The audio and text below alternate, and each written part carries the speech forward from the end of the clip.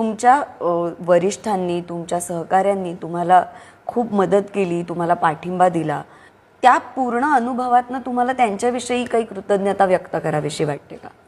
नाशिकमध्ये गुप्ते दादांची कारकीर्द खूप चांगली होती असं मी ऐकलं, पण ती मला अनुभवता आली नाही. परंतु जेव्हा मी महापालिकेमध्ये गेले तेव्हा सगळ्यात पहिल्यांदा घाबरत घाबरत महापालिकेत गेले आणि शांताराम बापूंनी माझी सगळ्यांची ओळख करून दिली.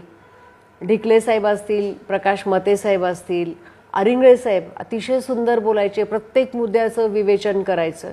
उत्तमराव कांबळे, नंतर बंडोपंत जोशी, साने, सावजी, फरांदे सर, सुहास फरांदे सर, वसंत गीते, अशा पद्धतीने खूप लोक सगळे मदतीला होते. पंडितराव खैरेंकडे तर मी अशी तक्रार करायचे, भाऊ मला इथे त्रास होतोय. मग ते भाऊ म्हणायचे, अरे थांब थांब मी सांगतो त्या अधिकाऱ्यांना.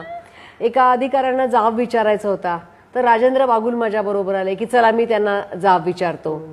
नंतर महापालिकेमध्ये आमचा एक स्वतःचा ग्रुप होता, त्याच्यामध्ये गुरमीत बग्गा असतील, हरिभाऊ लोणारी असतील, सुरेखाताई भोसले असतील, शाहू खैरे असतील, असा आमचा सगळ्यांचा एक कोर ग्रुप होता. आणि आम्ही त्या ग्रुपमधून मग आज असं बोलायचं ह्या प्रश्नावर. गुलाम शेख असतील, तानाजी जायभावे असतील, वसुधाताई कराड असतील, म्हणजे इतके लोक होते. आणि आश्चर्य म्हणजे वेगवेगळ्या पक्षांचे, वेगवेगळ्या विचारधारेचे सगळे लोक, परंतु शहराच्या विकासाचा एखादा प्रश्न असला तर त्याच तडफेने सगळे मदत करायचे. एखाद्याच्या प्रभागामध्ये कुठलं भूमिपूजन असेल, उद्घाटन असेल, कुठल्या पक्षाचा नेता येणार असेल तर बाकी सगळे पक्षांचे नेते त्या ठिकाणी यायचे, ते त्या कार्यक्रमाला हजर असायचे. आणि कुठं एकमेकांना शिव्या देण्याचं अशी कधी भूमिका नसायची, फक्त शहराचा विचार असायचा आणि शहरासाठी भांडणं असायचे, शहरासाठी मदत करणं असायचे.